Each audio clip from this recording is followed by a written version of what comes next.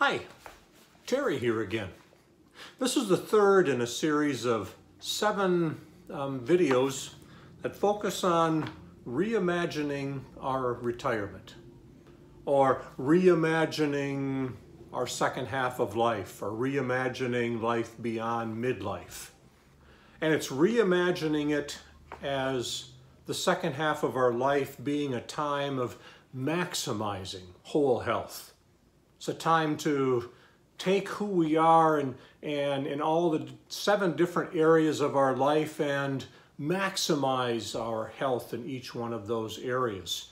And that's reimagining it from second half of life that's learning to cope or dealing with the struggles. The struggles are there. There's some things to cope with, but the basic attitude is this is a time to maximize the areas of my life. It's based on a booklet I wrote a while back on Retirement Reimagined.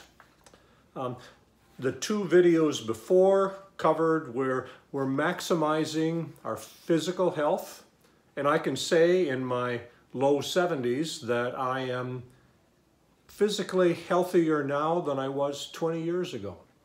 I've been taking care of myself, going to the gym, making sure that I get in my walks, not sitting too much at a time, getting my physicals, and dealing with any challenges that are there. And because of that, I've maximized my health beyond where I was 20, 30 years ago. Maximizing our emotional health was a second area of our life. Just those areas, maybe the hurts or the emotions or the capacity to feel. It's a time, we have more time, we have more space often in the second half of our life to maybe take out some of those things that we buried deep inside of us, to feel more deeply, to look at a hurt or emotion or a joy and actually sit with it, to recognize it. It's a time maybe to spend rich conversations with friends, maybe with a therapist or a group. Time to maximize our emotional health rather than dealing with the challenges only. No, it's maximizing, being as healthy as I can be emotionally. And it's a little harder to measure, but my guess is I'm healthier emotionally now than I was again 20 or 30 years ago. Then it was so much coping. And I talk about a well of tears or a volcano of rage that I had to deal with my life, partially because of overstress, but it's actually feeling like, that well of tears is not as pressured. Volcano of rage, I really don't sense it much, if at all, anymore. So I'm healthier that way as well. This video focuses on maximizing the health of our heart.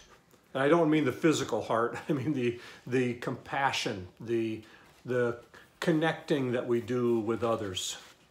And as I wrote in the booklet, it's reimagining a second half of life that beckons us to get involved with people who are different, to touch and be touched by the hurts or the joys of others more deeply, to embrace vulnerability. And that's a heart thing. Just say, I am more vulnerable. I'm more teachable.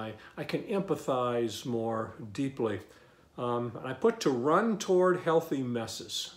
And just before just coping with the stresses of life, trying to minimize the messiness, trying to keep organized and trying to keep boundaries around things, but say, hey, there's a mess in someone's life or in an organization or in a community, and run toward, or at least move toward, being willing to engage it and maybe bring some peace or some wisdom to it, and to fight injustice. Again, a heart thing. Say there's something wrong, there's something that isn't right here, and to actually engage that. So it's time to maximize our heart, or to maybe take down some of the fences that are around our heart, some of our defenses that we use to protect ourselves, and perhaps wisely or of necessity, because life in the first half can be carry enough stress to actually invite vulnerability, to actually engage with the heart does increase some stress. It just does. But as we have more space to maybe heal from that, more space to keep a healthy center that can deal with it, absorb more, second half of life for me is a time to maximize the capacity of our heart to care, to be compassionate. Some ideas for expanding your heart and my heart. For example, go on 1 or 2 volunteer work trips per year with some sort of relief agency. There's some folks that love to do that. Someone in my family right now is on a mission trip, learning, connecting with families in a very different culture, helping to build some things and so on. Maybe that fits who you are. Could volunteer at a mission store. Here where I live now, there are some wonderful mission stores, and some folks work up front directly with clients. Others work with potential customers. Others work in like a back area of a donation center, sorting things and fixing things up and testing them and so on. They find, and then right next door to our complex is a habitat community. So there are volunteers there a lot. Today it's raining, otherwise there's a whole group of builders and so on that are out there swinging hammers and building Habitat for Humanity type buildings. So maybe there's a mission store, a mission organization where you can volunteer. Join an environmental group. My sister belongs to a very robust, or a couple of very robust environmental group. One, she helps pick up trash along a stretch of highway, very practical kind of thing. Supports environmentally oriented candidates, very engaged with climate change type issues. One that I have been delving into is to read authors from a wide range of economic, social, and religious groups.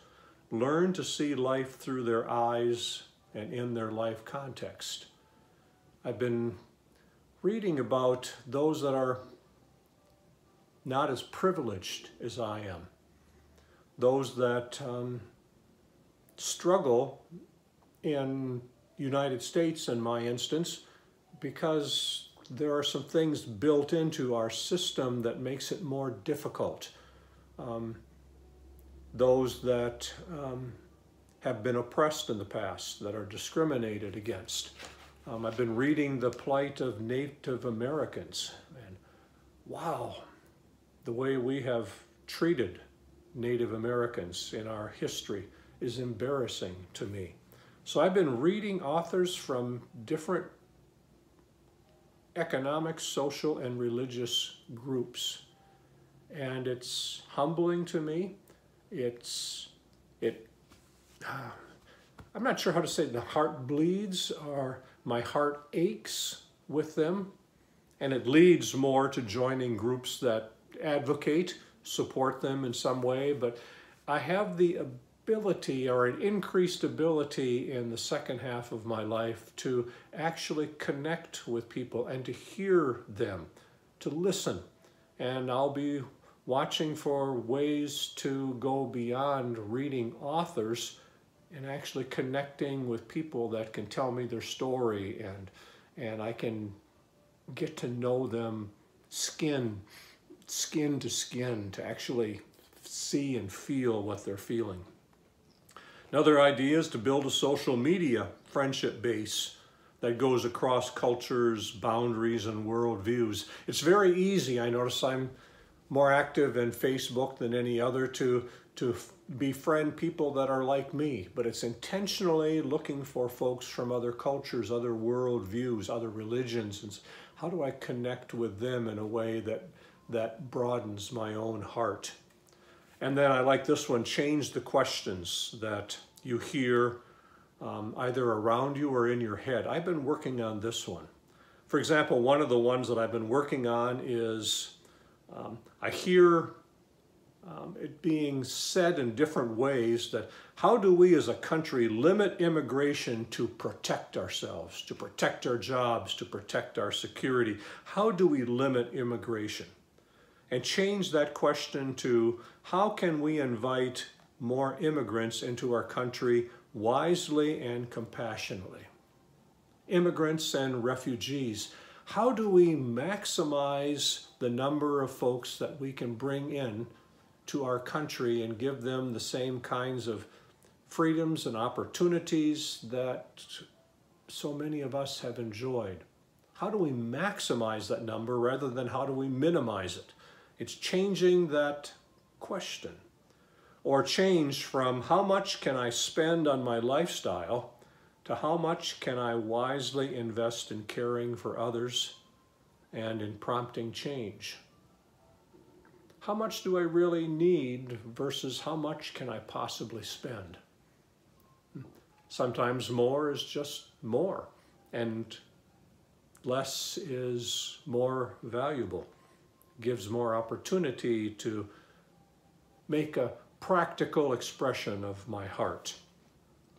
And then talk with strangers. One of my team members, when I was in career life, made it a goal to talk to at least 3 strangers a day.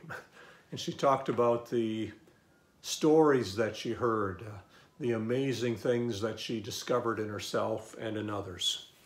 So think of the second half of your life, or life beyond midlife, or maybe even before, if you have the capacity to expand your heart, maximize your compassion, connect with others, feel deeply, empathize with people, and seek to make a difference in response. Talk to you next time.